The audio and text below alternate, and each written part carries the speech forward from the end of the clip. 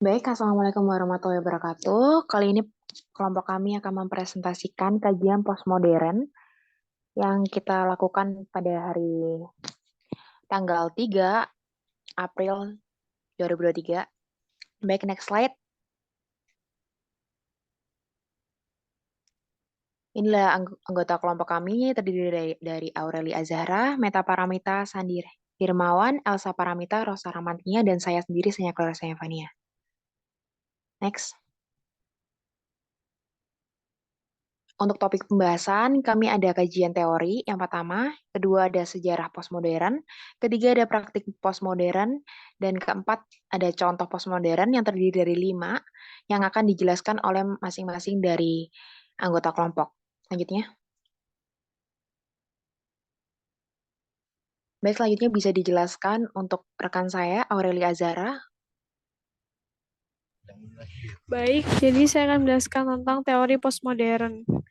Nah, menurut beberapa ahli, ada seperti Lewis yang menjelaskan bahwa postmodernisme adalah suatu pergerakan ide yang menggantikan ide-ide zaman modern.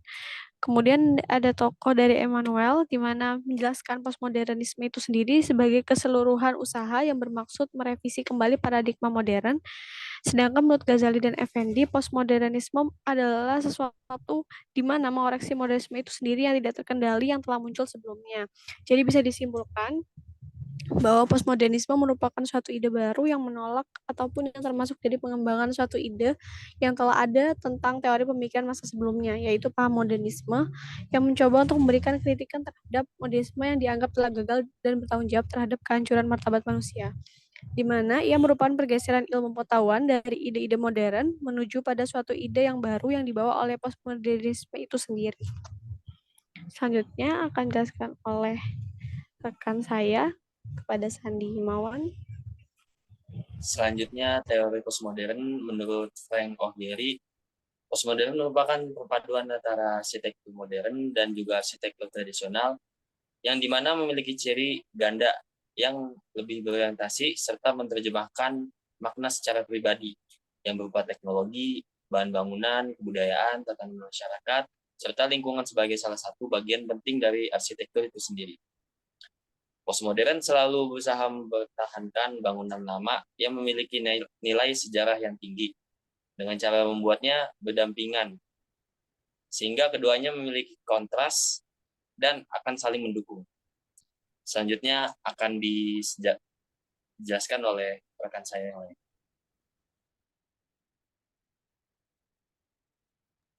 Untuk yang berikutnya adalah sejarah budaya visual postmodern.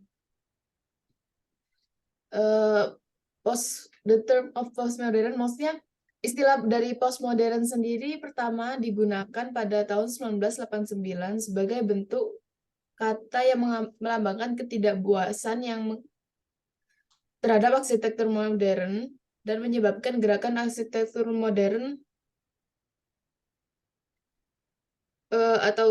sebagai tanggapan terhadap gerakan arsitektur modernis yang dikenal sebagai gaya internasional. Postmodern sendiri dalam arsitektur ditandai oleh munculnya kembali ornamen-ornamen ke permukaan, referensi pada bangunan sekitar dan budaya sekitar dalam pengaturan perkotaan, kemudian referensi sejarah dalam bentuk dekoratif dan sudut non-ortogonal.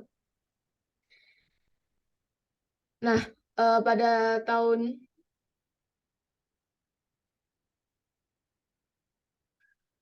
1940-an, terutama pada karya seniman George Louis Borges, mulai terdapat ciri-ciri postmodern. Namun, sebagian besar ilmuwan setuju bahwa postmodernisme ini mulai bersaing dengan modernisme pada tahun 1950-an.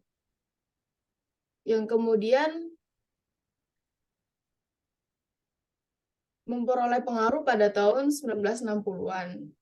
Ciri utama dalam postmodernisme ini biasanya mencakup permainan ironis dengan gaya kutipan dan tingkatan narasi, skeptisisme metafisik atau nihilisme terhadap narasi besar budaya barat, dan preferensi untuk virtual di mana dia mengorbankan sesuatu yang real atau nyata. Pada tahun 1990-an tumbuh sentimen dalam budaya populer dan akademis bahwa postmodernisme telah ketinggalan zaman. Yang lain berpendapat bahwa postmodernisme sudah mati dalam konteks produksi pada budaya saat ini. Selanjutnya akan dijelaskan oleh teman saya.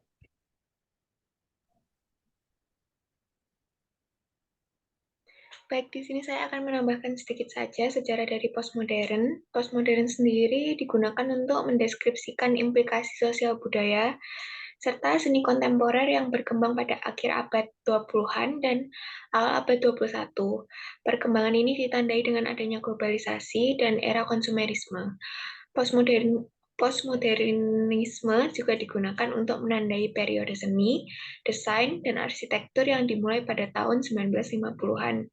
Sebagai respon terhadap gaya desain modernisme, postmodern merupakan kritik terhadap era modern sebagai penolakan gaya hidup dan mengkritisi gaya hidup era modern yang cenderung mengatasnamakan manusia universal untuk menindas manusia lain. Next.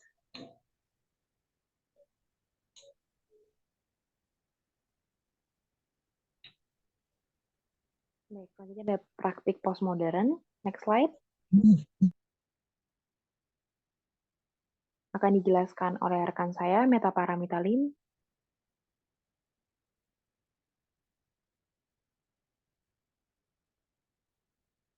Mohon di-on-kan. Baik. Oke, selanjutnya adalah slide-nya. Oke, selanjutnya adalah praktik postmodern pada arsitektural. Gabungan antara gaya desain tradisional dan gaya desain modern, terdapat beberapa ciri-ciri, yaitu perpaduan gaya arsitektur dan era, dan era yang kedua itu bentuk pahatan, dan tiga itu seringkali mengambil warna-warna cerah, dan terkadang juga dalam bentuk ubin, keramik, atau kaca patri. Terus, next. Baik, selanjutnya adalah praktik modern pada iklan atau AEDS ya. Jadi praktik postmodern pada iklan itu mengandung postmodern karena menggabungkan antara tradisional dan modernisasi. Nah, ciri-ciri iklan yang menggunakan postmodern itu adanya ironi yang pertama, atau sindiran halus ya yang biasa kita bahasakan. Padahal tapi ada fakta dan humornya. Selanjutnya yang kedua ada iklan. Kan nggak mungkin kan setiap tahun ada revolusi dan inovasi baru, iklan itu mengandung postmodern. Pasti mengikuti kemajuan teknologi seiring perkembangan zaman. Yang ketiga adalah menggunakan bahasa ambigu. Jadi menggunakan bahasa yang kurang jelas. Di sini jadi penonton atau pelihat itu bisa menafsirkan sendiri maknanya. Pemaknaan yang menimbulkan banyak arti dan persepsi yang berbeda di sisinya pelihat. Selanjutnya. Selanjutnya adalah contoh-contoh postmodern. Di sini kita ambil yang pertama adalah Joglo Luxury Malang, yang kedua Teater Ismail Marzuki Jakarta, yang ketiga ada Gedung Pustaka Soman HS, yang keempat adalah iklan Javana, yang kelima adalah ikan rokok Jarum 76. Next slide.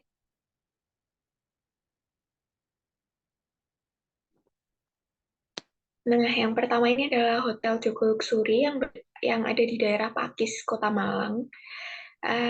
Hotel ini didesain oleh arsitektur yang bernama Rangga Indrajaya. Hotel ini memiliki konsep yaitu rumah joglo kontemporer yang memiliki fungsi utama sebagai tempat berkumpul. Di saat hotel-hotel lain mengedepankan fungsi keuntungan komersial, tidak. Hotel ini yang mengedepankan kemanusiaan. Untuk sejarahnya sendiri, lahannya ini dimiliki oleh keluarga besar dari Kediri. Awalnya mereka itu pengen bangun rumah untuk tempat berkumpul keluarga besar kalau lagi liburan ke Malang. Tapi generasi mudanya mengusulkan kalau bagaimana tempat itu dijadikan hotel yang setidaknya bernilai komersial. Jadi hasilnya bisa untuk membantu biaya perawatan. Untuk desainnya sendiri, Joglo Luxury ini memadukan nilai tradisional dan juga modern. Nilai tradisionalnya bisa dilihat dari bentuk bangunannya dari tradisional Jawa berbentuk joglo. Joglo sendiri adalah bangunan simetris yang berpusat ke tengah, tapi dihadirkan dengan lebih kontemporer dengan memakai material-material modern. Seperti joglo kan biasanya atapnya itu dari tanah liat, tapi di sini diganti dengan aspal yang tipis dengan garis-garis yang lebih ramping. Juga dinding-dinding kayunya diganti dengan kaca agar pemandangan pegunungan di luar itu bisa terlihat dari dalam. Juga ada ini, bisa dilihat di depannya kolam itu ada kerawangan, ornamen-ornamen kotak-kotak itu yang berwarna terakota digunakan untuk agar udara dan cahayanya tetap bisa masuk, tapi air hujan enggak masuk gitu. Desainnya juga memungkinkan untuk memberi privasi ruang di baliknya. Next.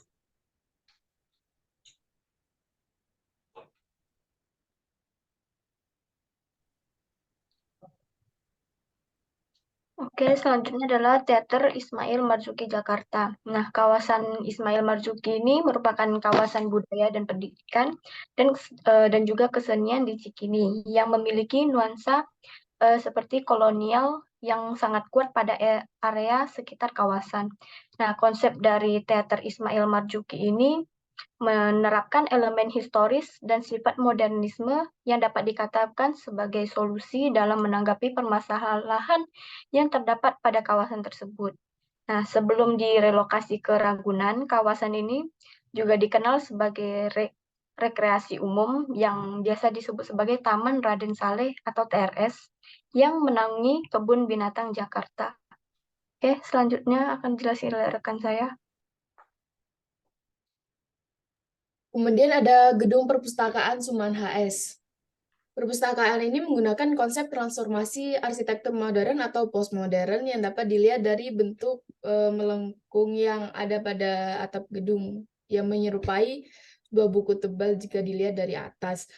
Konstruksi yang digunakan dalam pembuatan bangunan ini dilihat dapat menggunakan baja konstruksi yang ada pada pilar-pilar yang melengkung pada bagian atap bangunan. Gedung ini memiliki tampilan mewah, berarsitektur modern tropis, dan menyerupai buku terbuka atau rehal atau bangku kecil untuk alas membaca Al-Quran yang memiliki daya tampung setiap lantainya sebanyak 1.000 orang.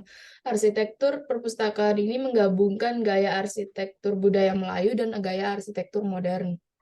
Selanjutnya akan dijelaskan oleh rekan saya.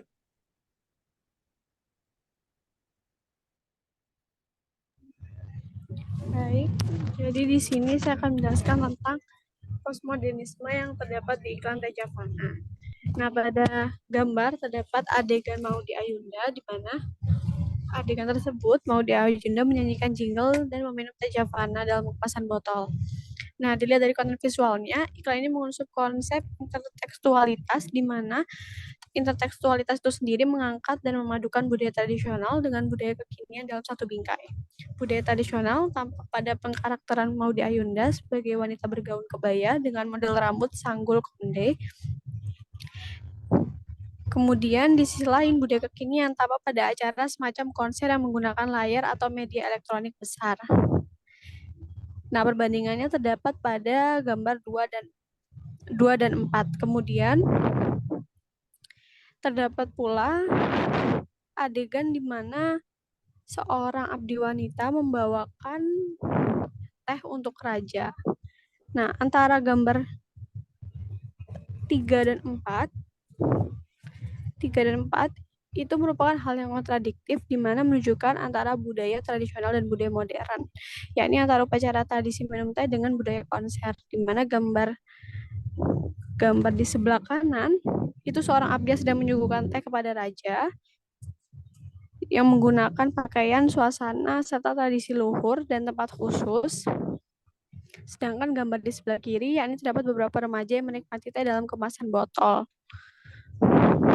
Kemudian di gambar pertama terdapat juga botol Teh Javana sebagai sebuah monumen yang bermotifkan batik dan dikelilingi oleh helikopter.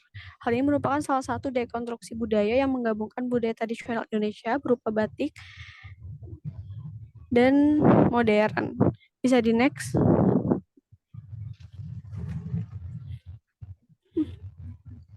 Nah, sejarah iklan Teh Javana sendiri, Teh Javana merupakan salah satu produk teh di era modern yang mengusung tema kebudayaan Indonesia, yang menggunakan gaya postmodern di dalam iklannya, dengan target market mereka adalah anak muda dari rentang umur 17 hingga 25 tahun ke atas. Hal ini sesuai dengan tagline mereka, yakni cita rasa Indonesia. Kemudian untuk konsep iklannya sendiri, menggunakan konsep postmodern yang menampilkan dekonstruksi antara perpaduan budaya tradisional dan budaya di era digital. Untuk contoh selanjutnya akan dijelaskan lebih lanjut oleh rekan saya. Kepada Sanya Cleoresta, dipersilakan. Baik, selanjutnya ini yang terakhir contohnya adalah iklan rokok Jarum 76 tahun 2010. Bisa dimulai videonya. Baik. Mohon maaf, ada kesalahan teknis dari video kami, namun akan saya lanjutkan pada sejarah iklan Jarum 76. Sebelumnya, saya tidak bisa memberikan penjelasan detail tentang sejarah pembuatan iklan, karena tiap tahun iklan Jarum 76 akan berubah-ubah tiap tahunnya. Namun masih dengan ciri khas yang sama, bahwa sedikit aja Jarum 76, tapi sedikit aja ya, Jarum 76 ini diluncurkan pada tahun 90-an oleh mohon maaf, oleh PT Jarum 76 dengan menekankan nasionalismenya pada kemasannya. Ada di situ, ada di Jarum 76, bisa dilihat di kemasannya, di bagian bawah ada tagline rokok kretek khas Indonesia, iklan yang mewakili era postmodern di Indonesia. Selanjutnya ada konsep iklan Jarum 76. Jadi konsep iklan Jarum 76 ini menggabungkan tradisional dan modernisasi, yang otomatis dia memasuki konsep postmodern, di mana iklan yang menekankan keberagaman budaya bisa dilihat dari cuplikan ada pria memakai baju adat Jawa dengan khasnya, dengan gaya bahasa Jawa yang berbeda dengan pria di depannya. Selanjutnya adalah karakter iklan Jarum 76. Saya membandingkan dua karakter, yaitu karakter postmodern dan karakter khas iklan. Untuk karakter postmodern, yang pertama menggabungkan antara tradisional dan modernisasi. Tadi sudah dijelaskan di konsep bahwa tadi ada gabungan seorang pria menggunakan pakaian adat di tengah lingkup modernisasi. Selanjutnya ada mengikuti perkembangan teknologi. Jadi iklan grafis gambarnya semakin bagus dari tahun ke tahun. Di sini juga semakin canggih juga teknologi yang digunakan. Yang ketiga, adanya pemaknaan di dalam iklan dan ironi. Contohnya makna dari iklan sebelumnya. Kita bisa ambil. Jadi kan tadi salah satu cirinya adalah bahasa yang ambigu. Nah, penonton kan bisa memaknainya sendiri-sendiri. Ada salah satu komen yang saya kutip sekaligus dari YouTube-nya, seperti ironi sindiran bahwa sebuah kenyataan bahwa zaman sekarang kalau nggak bisa good looking ya harus good rekening gitu. Selanjutnya adalah karakter khas iklan. Pada karakter khas iklan, di sini ada seorang pria Jawa yang memakai pakaian adat yang dengan bahasa yang berbeda. Jadi iklan ini menekankan keberagaman. Jadi bisa dijelaskan kalau misalnya kita lihat iklan Jarum 76 pasti identik dengan tokoh pria Jawa ini dengan pakaian adatnya. Selanjutnya yang kelima ada tagline Jarum 76. Yang penting happy. Jarum, jarum, jarum 76. Itu adalah karakter khas iklan setiap tahunnya. Selanjutnya yang terakhir adalah iklan yang mengandung humor setiap penayangannya. Jadi selalu ada humor di penayangan iklan tersebut. Selanjutnya. Baik, terima kasih. Mohon maaf jika kami ada salah-salah kata, salah perbuatan. Wassalamualaikum warahmatullahi wabarakatuh.